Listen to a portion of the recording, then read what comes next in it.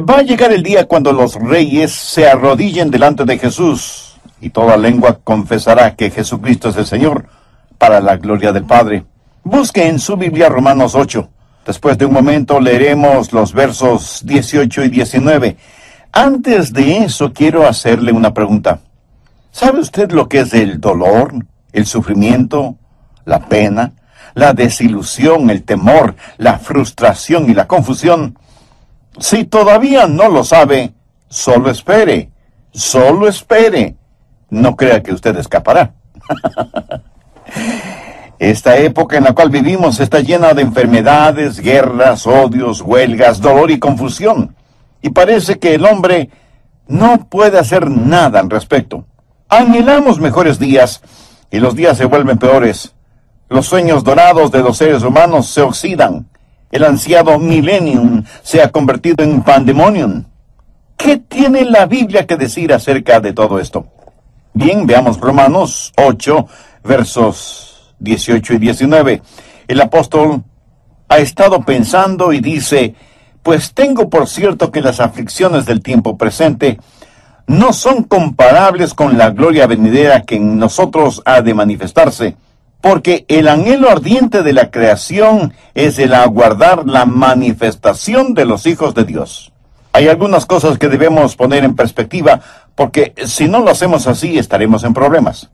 Usted puede dudar o hasta puede volverse un rebelde. Cuando la tragedia lo alcance y las cosas no salen de la forma en que usted pensaba, cuando esa persona tan querida por usted está siendo consumida por una terrible enfermedad, a lo mejor usted levanta su puño contra Dios en desafiadora rebelión, acusando a Dios de ser injusto y falto de amor. O en vez de estar lleno de rebelión, a lo mejor está lleno de dudas y dice: ¿en dónde está Dios? ¿No tiene ningún poder para hacer algo al respecto? ¿O tiene el poder pero en realidad no le importamos nada? ¿O es que en verdad Dios no existe? Bueno, seamos honestos. Muchas personas están enfrentando esa clase de preguntas y nosotros, a la vez, debemos preguntarnos: ¿cómo podemos manejar esta situación? Bien, el apóstol Pablo enfrenta una situación parecida y por inspiración divina nos dice: pues tengo por cierto que las aflicciones del tiempo presente no son comparables con la gloria venidera que en nosotros ha de manifestarse. En el original, Pablo usa una expresión contable: deber y haber, ingresos y egresos.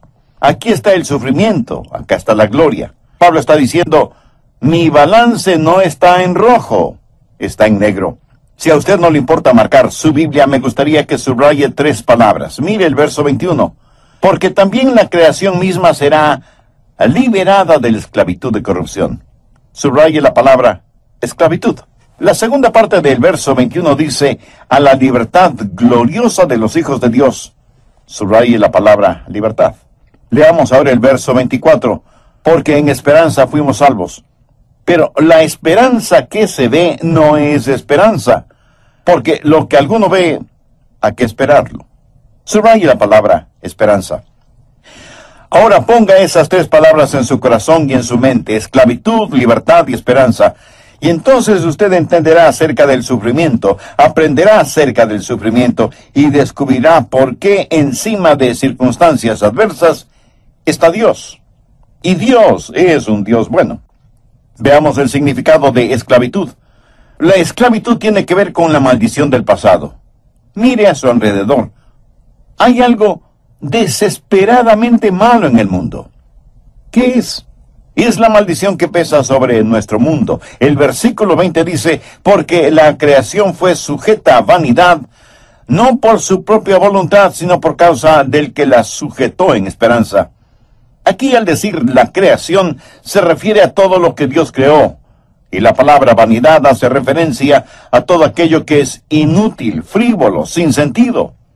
Y en el verso 21 leemos: porque también la creación misma será libertada de la esclavitud de corrupción. ¿Qué es la esclavitud de corrupción y cómo se originó? ¿Qué es lo que ocasiona toda esta confusión, enfermedades, guerras, disensiones y sufrimientos? ¿Por qué las tenemos? ¿Por qué hay una maldición sobre la raza humana a causa del pecado? Dios hizo un mundo perfecto, pero el pecado entró en el mundo. Adán pecó, y cuando pecó, arrastró con él a toda la creación. Y de inmediato surge una pregunta: ¿por qué Dios le permitió? Si Dios es un Dios bueno, ¿por qué permitió que Adán pecara? ¿Por qué Dios creó aún la posibilidad, la potencialidad de pecar?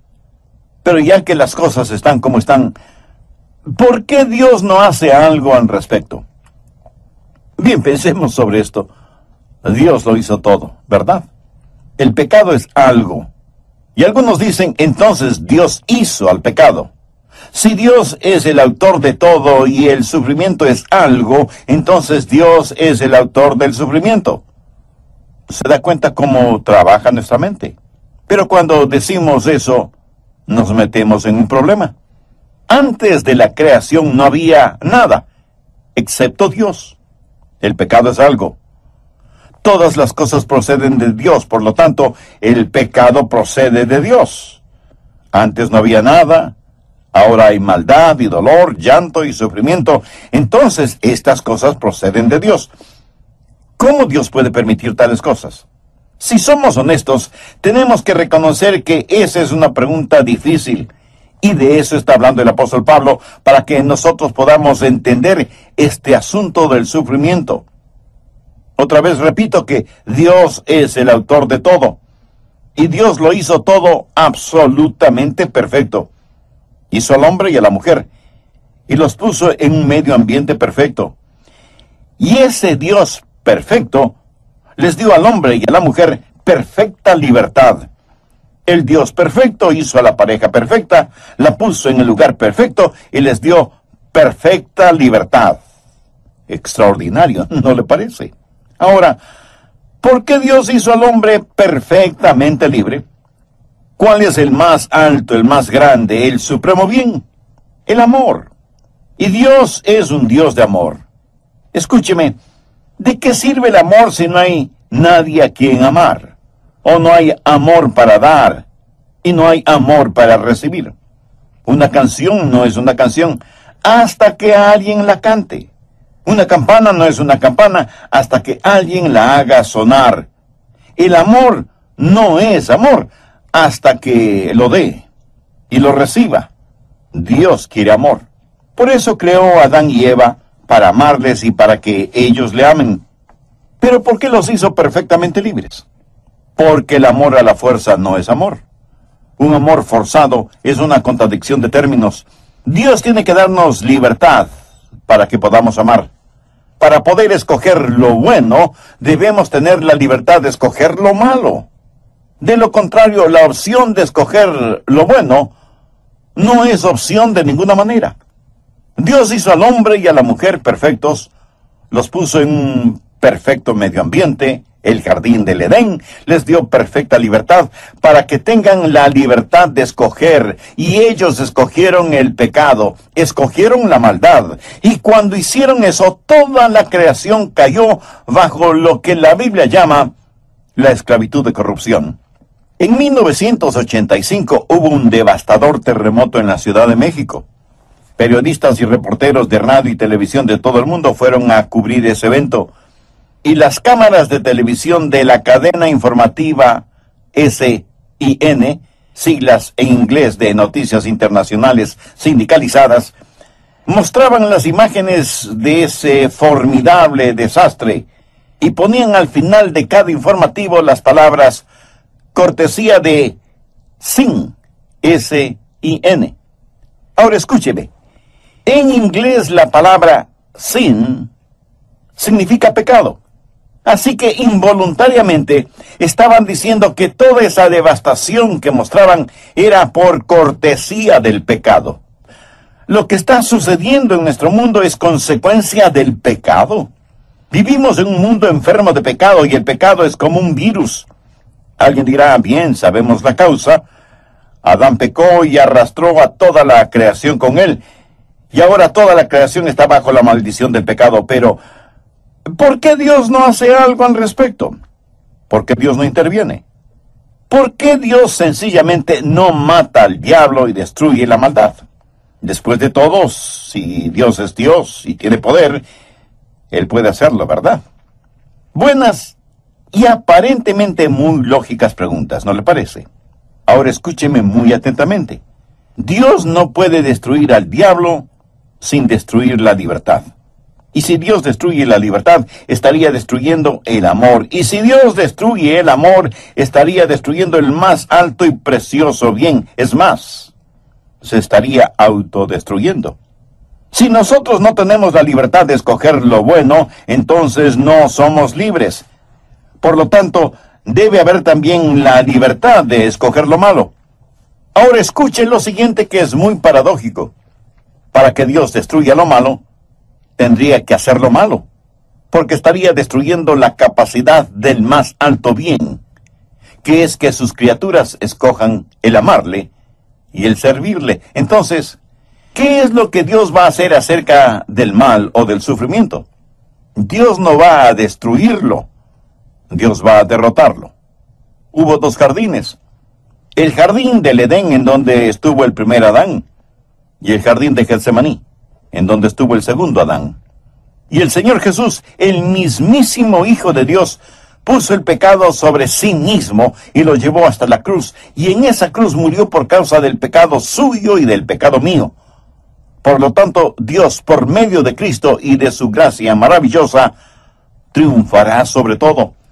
Recuerde que estamos hablando de la esclavitud, la maldición del pecado. Cuando Adán pecó, arrastró a toda la creación con él. ¿Cuál es esa esclavitud de corrupción de que habla el verso 21? Permítame decirle lo que le pasó a la creación.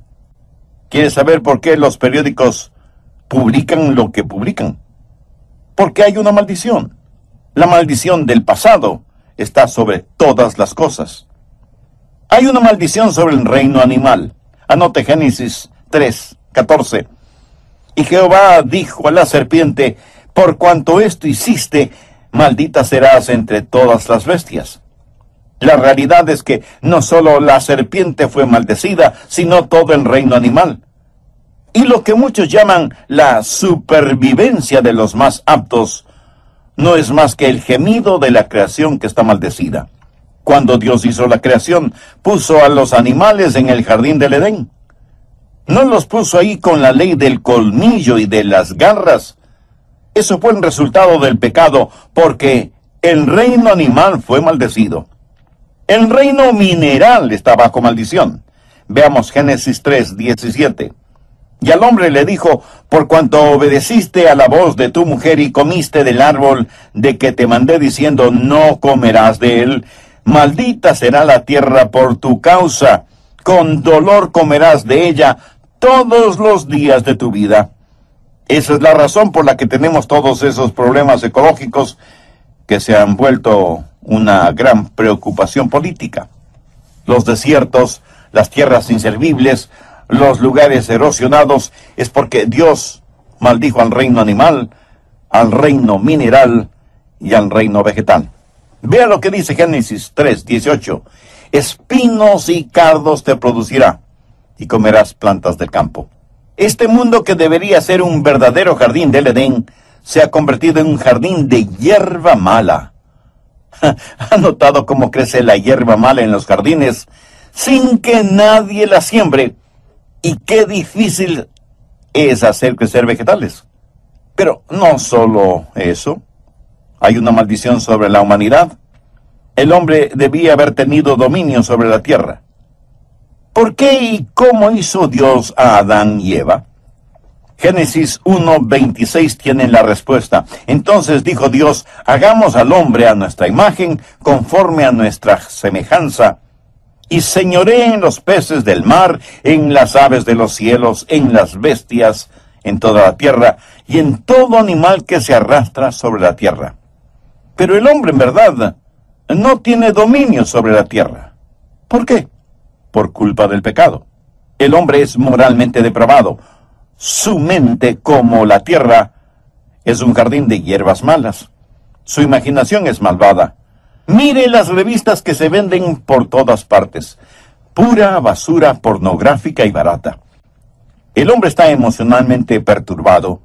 La psicosis y las neurosis son una realidad porque hay pecado en la vida del hombre.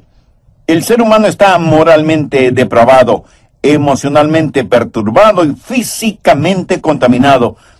¿Por qué nuestros cuerpos se van acabando? Veamos lo que dice Romanos 5:12. Por tanto, como el pecado entró en el mundo por un hombre, y por el pecado la muerte, su fuente genética está contaminada. La semilla de la muerte está en usted. Usted está muriendo. Yo estoy muriendo. Todos tenemos una enfermedad fatal y terminal, la muerte, que es causada por el pecado. Y nadie, escúcheme bien, absolutamente nadie escapará de la muerte. Volvamos a Romanos 8, verso 23. Y no solo ella, sino que también nosotros mismos que tenemos las primicias del Espíritu, nosotros también gemimos dentro de nosotros mismos, esperando la adopción, la redención de nuestro cuerpo. Mi espíritu ya es salvo, pero mi cuerpo no todavía. Aún no está redimido. Lo mismo sucede con usted. Estamos esperando la redención de nuestros cuerpos, pero ya tengo las primicias del Espíritu en mi corazón. Cuando recibí al Señor Jesucristo como mi Salvador y Señor en forma personal, el Espíritu Santo vino a morar en mí. Pero yo vivo en un cuerpo que gime exactamente como usted. Por favor, busque Romanos 8, versos del 21 al 23. Porque también la creación misma será libertada de la esclavitud de corrupción y la libertad gloriosa de los hijos de Dios. Porque sabemos que toda la creación gime a una, y a una está con dolores de parto hasta ahora. Y no solo ella, sino que también nosotros mismos, que tenemos las primicias del Espíritu, nosotros también gemimos dentro de nosotros mismos, esperando la adopción, la redención de nuestro cuerpo. Hay un mejor día que se aproxima. Toda la creación gime y suspira, y está abrumada con dolor y angustia. El tratar de salvar a este mundo con programas ecológicos o medidas políticas es como tratar de arreglar las sillas en la cubierta del Titanic mientras el barco se hunde. Pero cuando Jesús regrese va a cambiar todo. Y esta creación está esperando con los brazos extendidos la segunda venida de Cristo. La Biblia dice que cuando Jesús regrese, los árboles del campo aplaudirán. Y la tierra estará llena del conocimiento de Dios como las aguas cubren la mar. Cuando Jesús regrese, habrá cambios en el reino animal. Anote Isaías 11, del 6 al 11. Morará el lobo con el cordero, y el leopardo con el cabrito se acostará. El becerro y el león y la bestia doméstica andarán juntos, y un niño los pastoreará. La vaca y la osa pasarán, sus crías se echarán juntas, y el león como el buey comerán paja. Y el niño de pecho jugará sobre la cueva del áspid, y el recién destetado extenderá su mano sobre la caverna de la víbora. No harán mal, ni dañarán en todo mi santo monte, porque la tierra será llena del conocimiento de Jehová, como las aguas cubren el mar. El reino animal será cambiado, así como el reino mineral. Anota Isaías 35:1. Se alegrará en el desierto y la soledad. El yermo se gozará, y florecerá como la rosa. El reino vegetal también será cambiado, de acuerdo a lo que nos dice Isaías 55, los versos 12 y 13. Porque con alegría saldréis, y con paz seréis vueltos. Los montes y los collados levantarán canción delante de vosotros, y todos los árboles del campo darán palmadas de aplauso.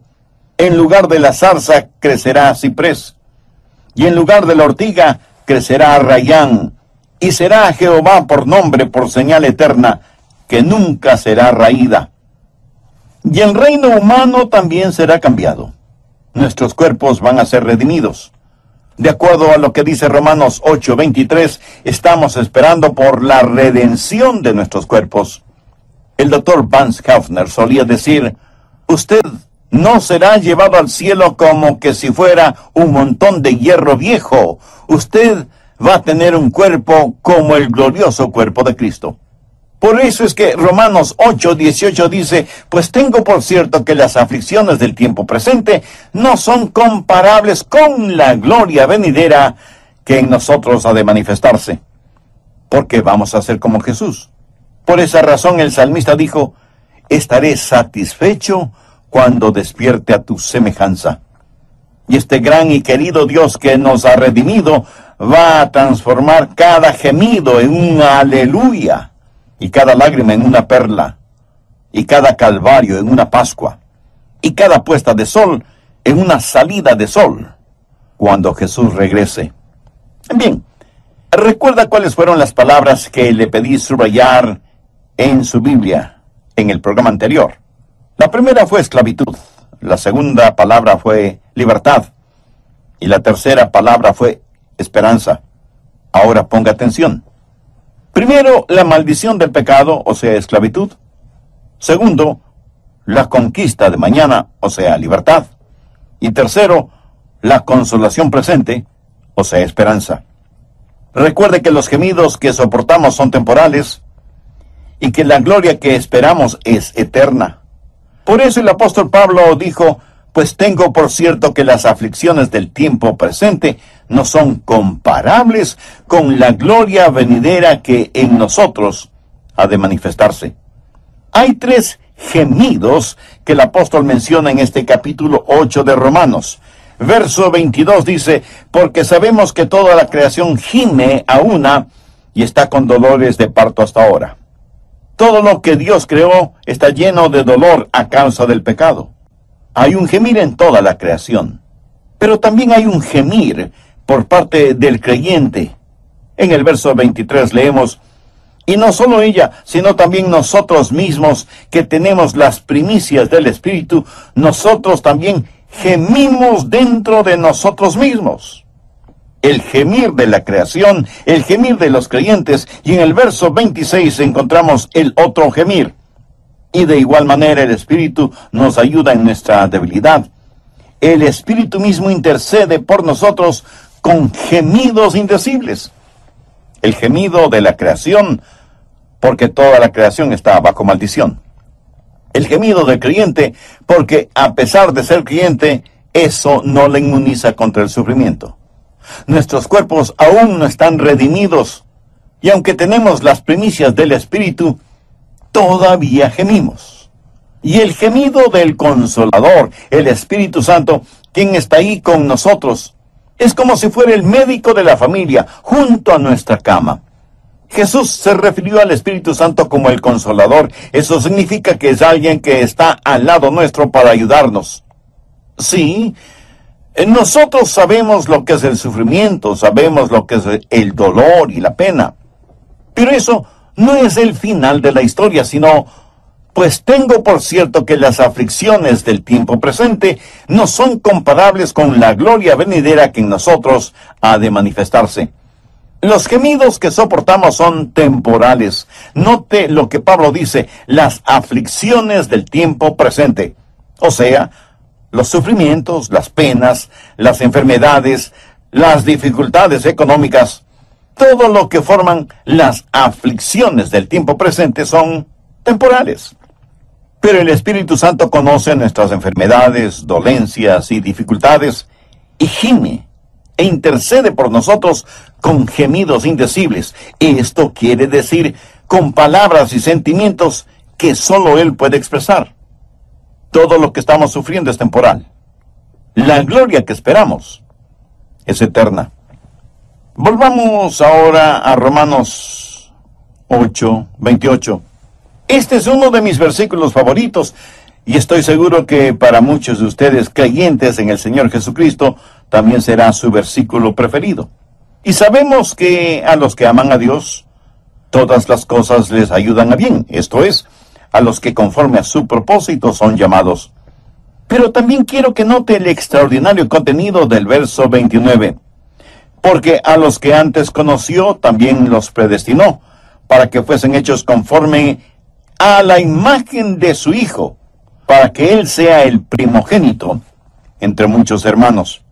Por favor, subraye la palabra sabemos del verso 28. Habla de certeza absoluta. Saber algo sin dudas, sin vacilaciones ni titubeos. Tener el convencimiento de que para quienes aman a Dios, todas las cosas, aun aquellas que parecen negativas, serán para bien. Dios tuvo un hijo a quien ama profundamente, tanto que decidió tener muchos como él. Decidió tener una familia de hijos hechos a la imagen de su Hijo unigénito. Así lo determinó y así lo predestinó. Cada ser humano, comprado y redimido por la sangre de Cristo, finalmente será como Jesús. Y ni todo el poder del infierno podrá evitarlo, porque ya está predestinado. ¿Ha notado que el contenido de los versos 29 y 30 está en tiempo pasado? Veámoslo. Porque a los que antes conoció también los predestinó, para que fuesen hechos conformes a la imagen de su Hijo, para que Él sea el primogénito entre muchos hermanos. Y a los que predestinó, a estos también llamó, y a los que llamó, a estos también justificó, y a los que justificó, a estos también glorificó. Y alguien me dirá, un momento, pastor. Hace poco usted dijo algo sobre la gloria que será revelada. O sea, eso es tiempo futuro. ¿En qué quedamos entonces? Tiene razón. Pero lo que Dios está diciendo es que eso es tan seguro como que si ya se hubiera realizado. En mi mente y en mi corazón, no hablo de esto como de algo que va a suceder, sino de algo que ya ha pasado, está hecho, está realizado, Dios lo ha predestinado. Y lo que ha sido decretado en el cielo no puede ser anulado ni en la tierra, ni en el infierno. Como hijos de Dios, si en realidad somos genuinos hijos de Dios, estamos predestinados para la gloria. Veamos desde el verso 31. ¿Qué pues diremos a esto? Si Dios es por nosotros, ¿quién contra nosotros? ¿De qué está hablando Pablo?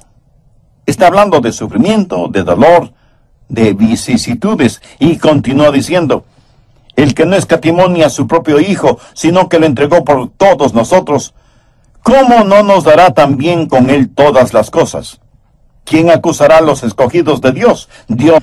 Y ninguna falta puede condenarnos, y ningún enemigo puede destruirnos. Ahora, piensa en los sufrimientos.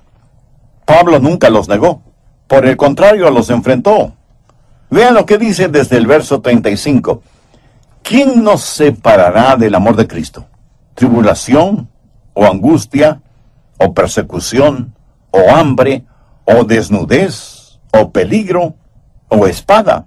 Como está escrito, por causa de ti somos muertos todo el tiempo. Somos contados como ovejas de matadero. Pablo no dice que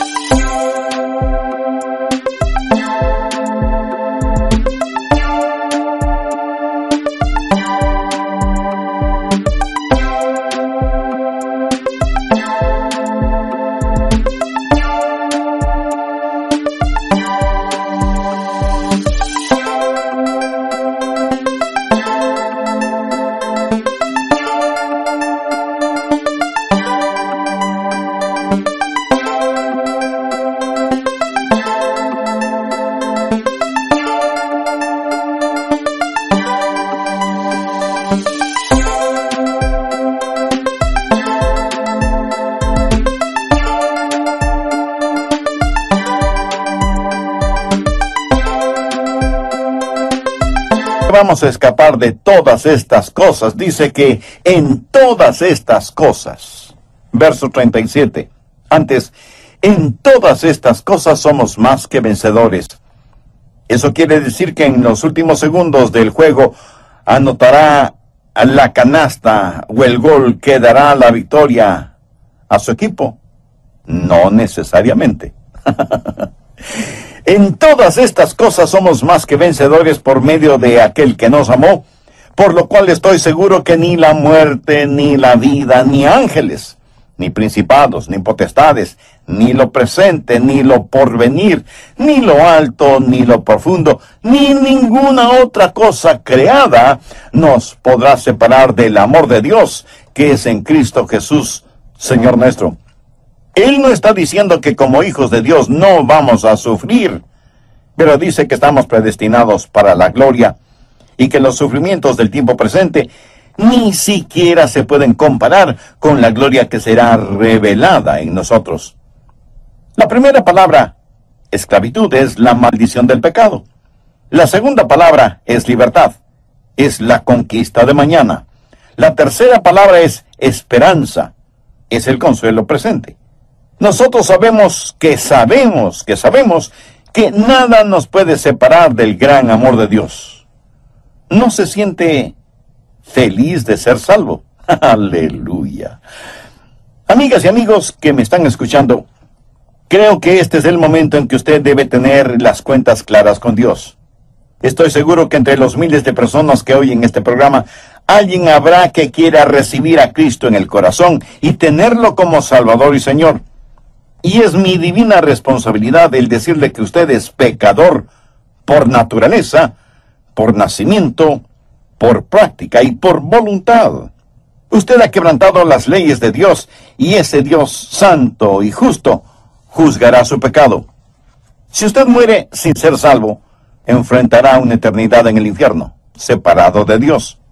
Ahora, sé que lo que estoy diciendo no es agradable para muchos seres humanos, pero no por eso deja de ser la verdad. Tengo el compromiso sagrado delante de Dios de darle a conocer a usted todo el consejo de Dios. Y si bien es cierto que Dios es un Dios de amor, jamás debemos olvidar que también es un Dios de justicia. La palabra de Dios no es primordialmente para que se sienta bien y cómodo en su vida espiritual. Es más bien para que se sienta mal. Porque solo cuando el Espíritu Santo nos incomoda espiritualmente y nos convence de nuestro pecado, estamos más sensibles a la voz y a las demandas de Dios en nuestras vidas. La Biblia dice que Dios no quiere que nadie se condene, que nadie se pierda.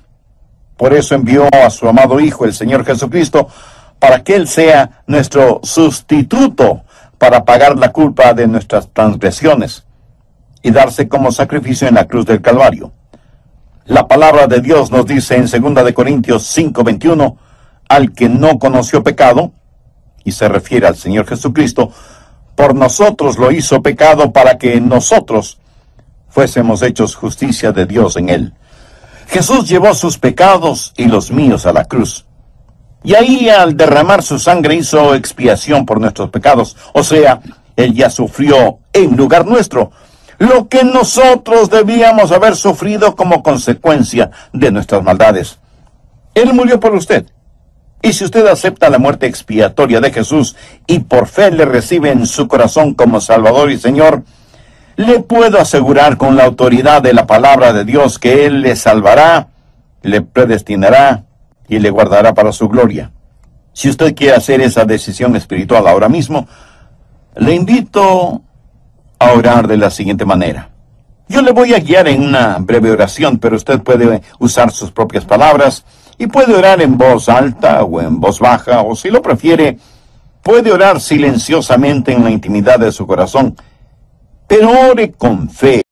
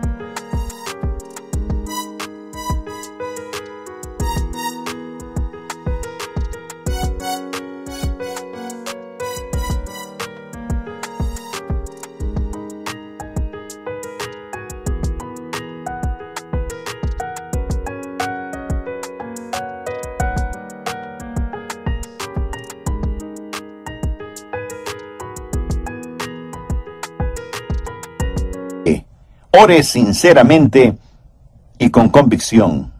Diga: querido Dios, gracias por amarme. Gracias por haber dado a tu amado Hijo para que ocupe mi lugar en la cruz del Calvario. Sé que soy pecador y estoy perdido, y lo que merezco es tu justo juicio sobre mí, pero vengo en busca de tu misericordia y de tu gracia. Señor Jesús, tú prometiste salvarme si confiaba en ti. Sí, confío en ti. Creo que tú eres el Hijo de Dios que moriste en la cruz para salvarme. Creo que Dios te levantó de entre los muertos y ahora, resucitado, estás en la gloria, a la diestra de tu Padre. Este momento, con sencilla pero genuina fe, te invito a que entres en mi corazón y seas mi Salvador y mi Señor. Te entrego el control de mi vida, perdona mis pecados, sálvame, límpiame, sáname. No espero ninguna señal sobrenatural, y ayúdame a estar firme en tu palabra. Y porque tú moriste por mí, yo quiero vivir para ti. Ayúdame a que jamás me avergüence de ti, ya que nunca sea yo una vergüenza para ti o para tu palabra. Gracias por amarme, por perdonarme, por salvarme, por predestinarme para ser partícipe de tu gloria en la eternidad. Lo pido en tu santo nombre.